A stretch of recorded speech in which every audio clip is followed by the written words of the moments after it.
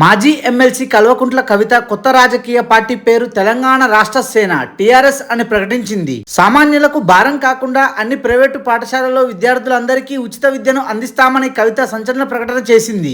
ఏ వ్యాధికైనా ఏ ఆసుపత్రిలోనైనా సరే ప్రజలకు ఉచితంగా వైద్యం అందేలా చర్యలు తీసుకుంటామని కవిత హామీ ఇచ్చింది. రైతే రాజు నినాదంతో టీఆర్ఎస్ ప్రభుత్వం పనిచేస్తుందని, ఏ ప్రభుత్వ కార్యాలయానికి వెళ్లినా రైతులకు ప్రత్యేక మర్యాద దక్కేలా చట్టం తీసుకొస్తామని చెప్పింది. తాము అధికారంలోకి వచ్చిన మొదటి ఏడాదిలోనే ఒకేసారి 4 లక్షల ఉద్యోగాలకు నోటిఫికేషన్ విడుదల చేస్తామని కవిత హామీ ఇచ్చింది. తెలంగాణ ఉద్యమకారుల కోసం ప్రత్యేకంగా ఉద్యోగాలను కేటాయించి వారికి ప్రాధాన్యత ఇస్తామని కవిత పేర్కొంది. సొంతంగా వ్యాపారం చేయాలనుకునే యువతకు ఎలాంటి షూరిటీలు లేకుండా ప్రభుత్వమే అండగా ఉండి రుణాలు అందిస్తామని కవిత హామీ ఇచ్చింది. ఎస్సీ, ఎస్టీ, బీసీ, అగ్రవర్ణ పేదలు, మైనారిటీలకు విద్య, వైద్యం, ఇల్లుతో పాటు సామాజిక న్యాయం అందించడమే ధ్యేయం అని చెప్పింది. యువత ఉద్యోగం చేయాలా లేక వ్యాపారమా అనే నిర్ణయాన్ని వారికే వదిలేసి వారు ఎంచుకున్న రంగంలో చేయూతనిస్తామని కవిత పేర్కొంది. Thanks for watching this video. For more interesting videos please do subscribe.